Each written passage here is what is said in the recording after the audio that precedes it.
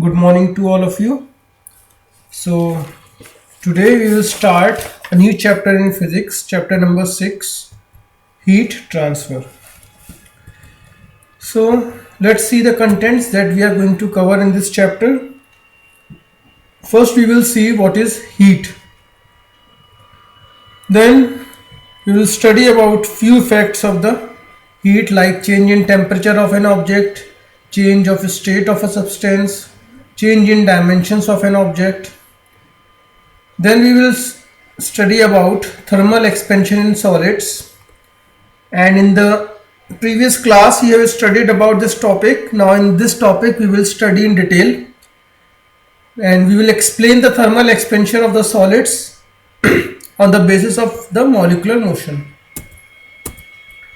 Then we will study about the few thermal expansion and its types like linear expansion, superficial or area expansion, cubical or volume expansion. Then thermal expansion in liquids we will study, and we will see the explanation how this thermal expansion takes place in liquids on the basis of molecular motion. Then we will see some practical applications in thermal expansion in liquids.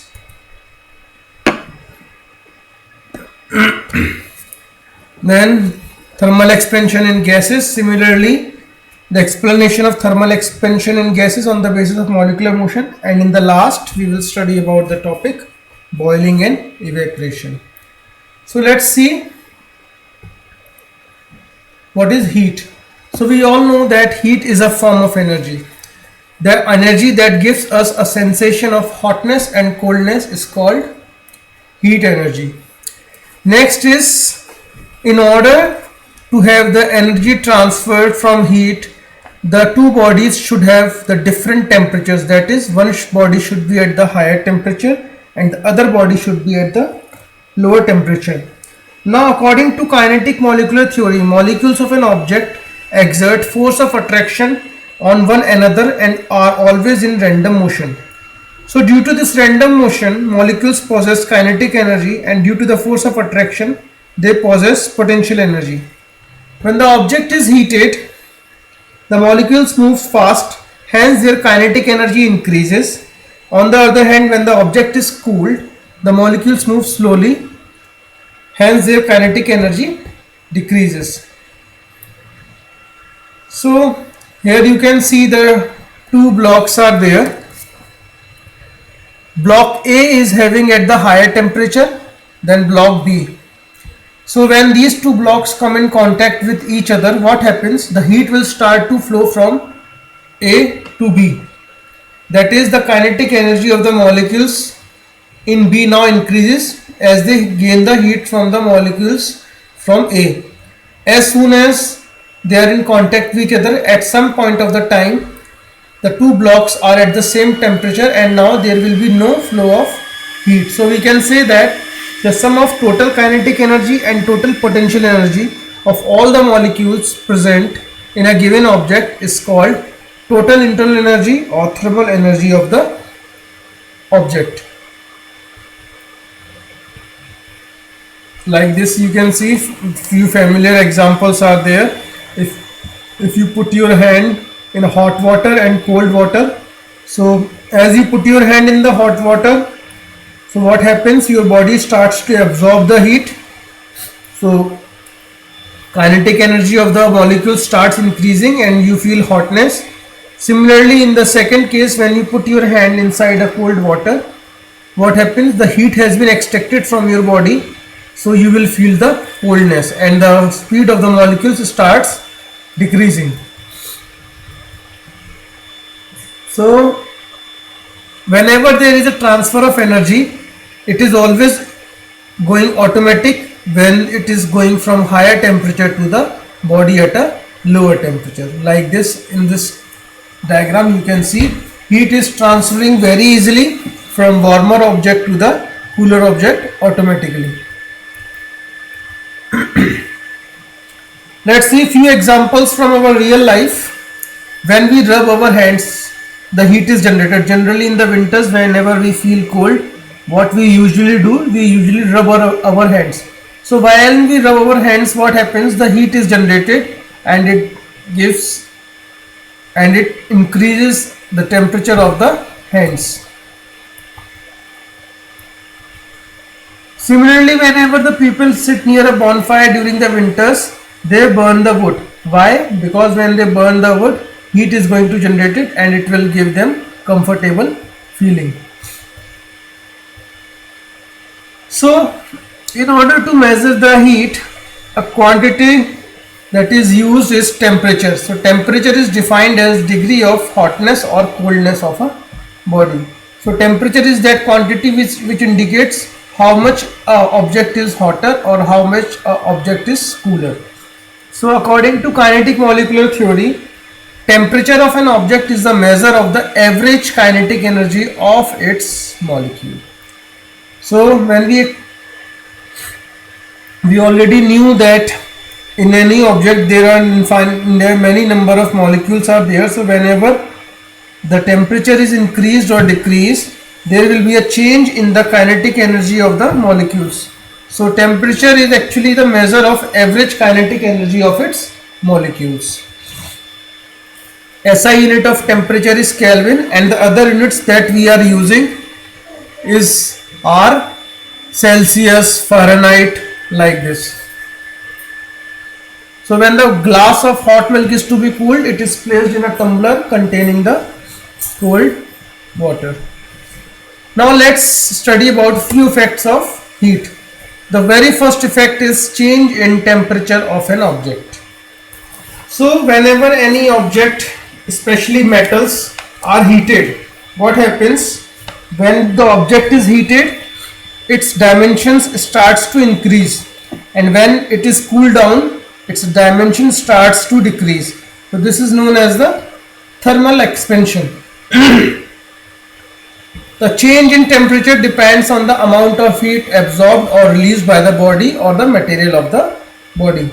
If the heat is absorbed, the temperature of the body increases, and if it is released, temperature of the body decreases.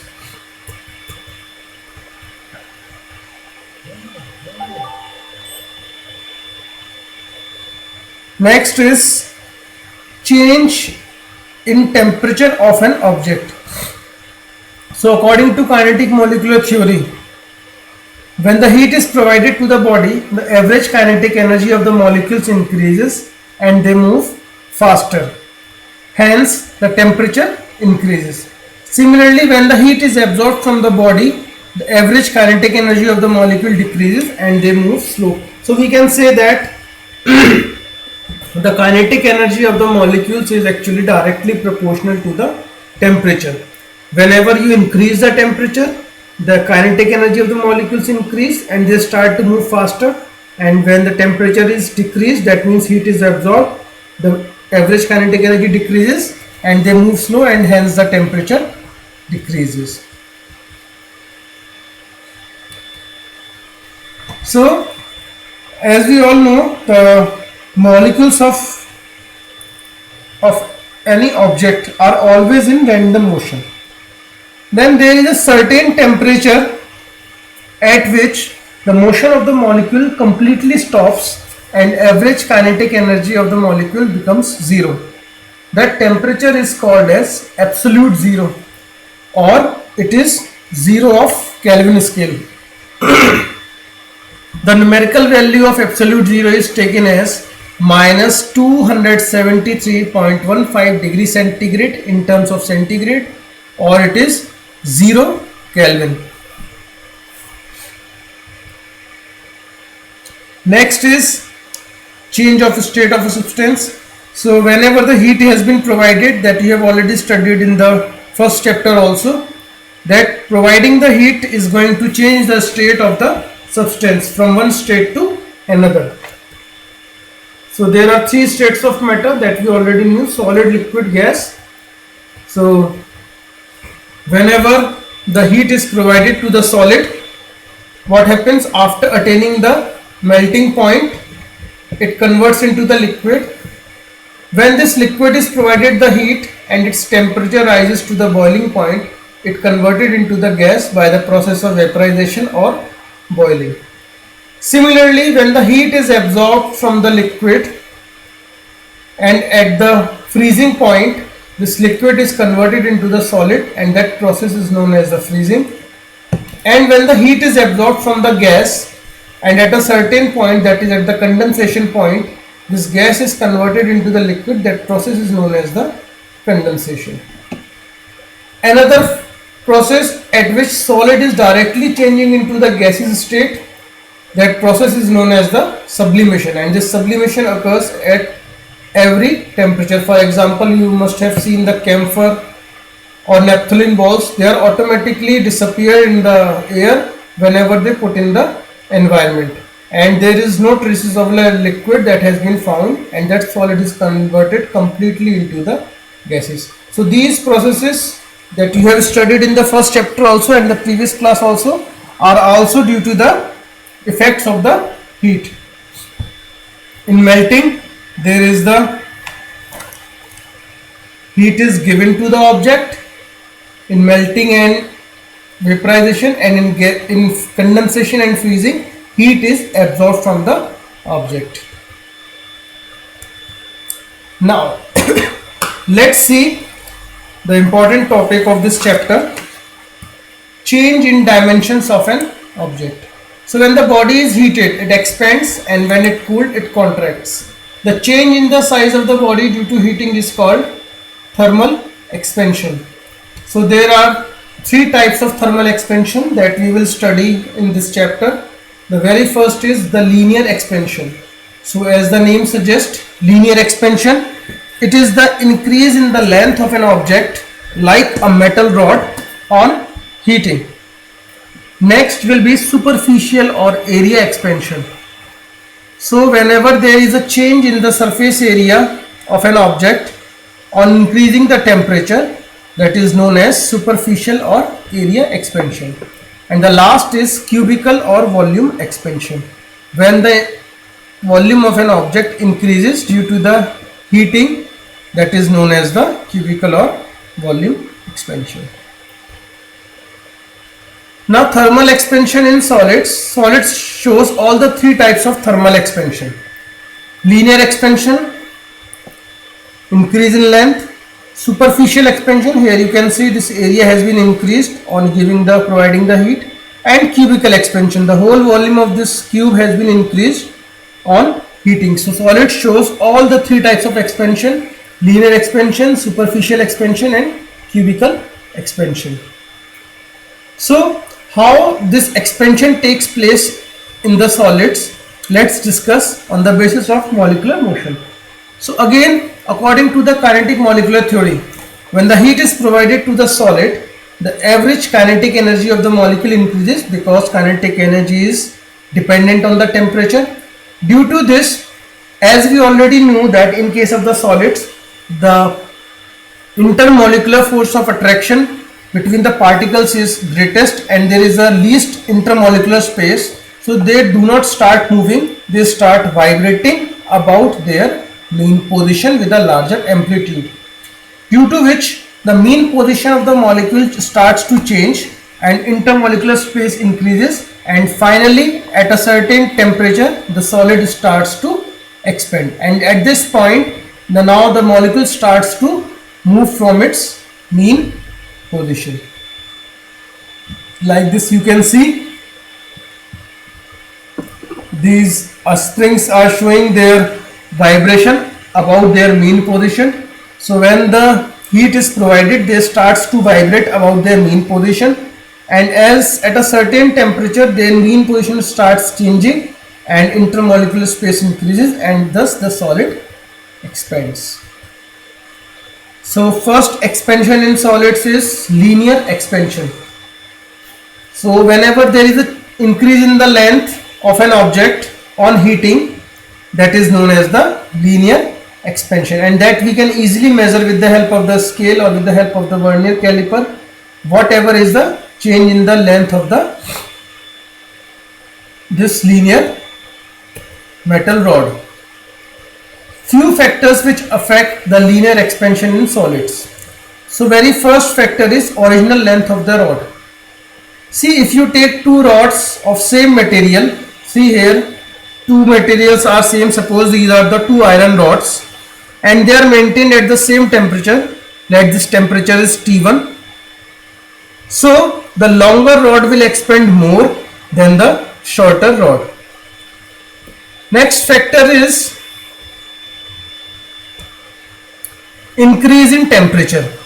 So suppose you take two rods of same material, let these two rods be of iron and let they are of the same length L1. Now if the temperature increases from T1 to T2 and suppose T2 is greater than T1, then expansion in case of T2 will be more than the expansion in case of the T1, because due to the higher temperature the average kinetic energy of the molecules is much more than the average kinetic energy of the molecules in the case T1. So expansion due to temperature T2 will be more than the expansion due to the temperature T1.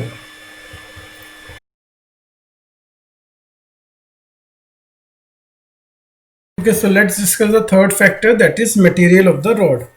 So when the two rods of different material and of the same length is heated to same temperature, the rod having the higher coefficient of expansion expands more. For example, let's take the two rods of length L1 and two rods of the same length L1. Let this yellow rod is of iron and this grey rod is copper. And these two rods are maintained at the same temperature. So I have taken the two rods of the same length, heated to the same temperature, but they are made up of different materials. So as this alpha 2, that is coefficient of expansion of copper, is more than the coefficient of expansion of iron, so expansion of copper rod will be more than the expansion of the iron rod. So we can say that from the three factors that overall linear expansion of the solid depends upon the original length of the rod, then it depends upon the temperature which is maintained at the rod, and third thing is it depends upon the material of the rod. So for example, let's L1 is the original length of the solid rod and it is at the temperature T1. Now when the rod is heated to temperature T2, its length becomes alpha 2. So this increase in length is due to the alpha, and this alpha is known as coefficient of linear expansion. So the change in length is given as L2 minus L1 is equals to alpha times L1 into T2 minus T1. So from here we can say that this L2 minus L1 is actually delta L, or we can say change in length. So we can say that this change in length is directly proportional to this coefficient of linear expansion, this original length, and this change in temperature. Like this, a small diagram which will show it more precisely. So this is change of length delta L, we are calling this change as delta, and this change of temperature is delta T.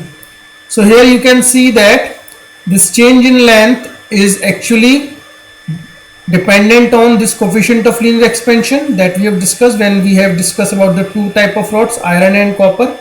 Original length, like if same material is there and the same temperature is there and the length are different, so rod having the greater length is going to expand more.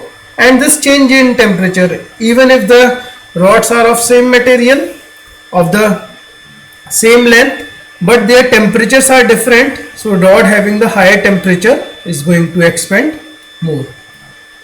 So SI unit of coefficient of linear expansion or alpha is known as per Kelvin.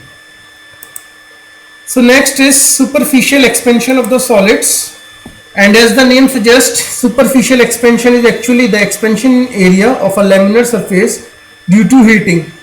Again, this superficial expansion is again depends on the coefficient of superficial expansion, and it is defined as the ratio of increase in area to its original area for every degree increase in temperature.